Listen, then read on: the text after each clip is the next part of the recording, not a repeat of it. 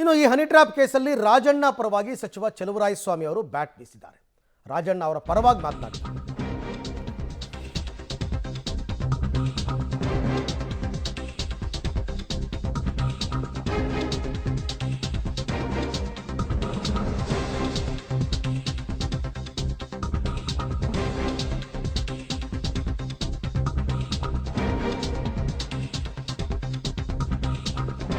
Honey trap ಕೇಸ್ನಲ್ಲಿ ರಾಜಣ್ಣ ಪರವಾಗಿ ಚಲುವರಾಯಸ್ವಾಮಿ ಅವರು ಮಾತನಾಡಿರೋದು.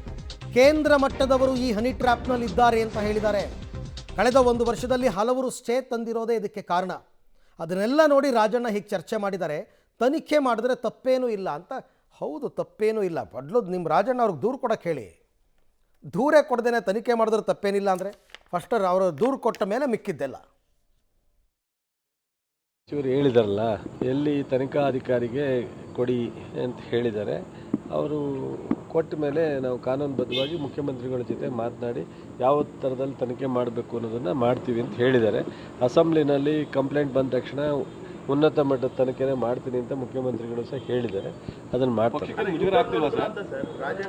ಈಗ ಪಕ್ಷದಲ್ಲಿ ಮುಜುಗರ ಆಗುತ್ತೆ ಆಗಲ್ಲ ಅನ್ನೋದಕ್ಕಿಂತ ಹೆಚ್ಚಾಗಿ ಇದು ಸದನದಲ್ಲಿ ಚರ್ಚೆ ಆಗಿದೆ. ಸೊ ವಿರೋಧ ಪಕ್ಷದ ಎಲ್ಲರೂ ಇದನ್ನು ತನಿಖೆ ಮಾಡಬೇಕು ಅಂತ. ತಪ್ಪೇನಿಲ್ಲ. ಇದು ಹಿಂದೆ ಸುಮಾರು ಜನ ಈಗ ಕೇಂದ್ರದ ಮಟ್ಟದವರು ಇದ್ದಾರೆ ಅಂತ ಹೇಳಿದರು ಅವರು. ಅದಕ್ಕೆ ಕಾರಣ ಏನಪ್ಪ ಅಂದರೆ ಕಳೆದ 6 ತಿಂಗಳು 1 ವರ್ಷದಿಂದ ಒಂದಷ್ಟು ಜನ ಸ್ಟೇ ತಗೊಂಡಿದ್ದಾರೆ. ನಿಮಗೆ ಗೊತ್ತಿರಬೇಕು. ಅವತ್ತು ಹೈಕೋರ್ಟ್ನಲ್ಲಿ ಕೆಲವರೆಲ್ಲ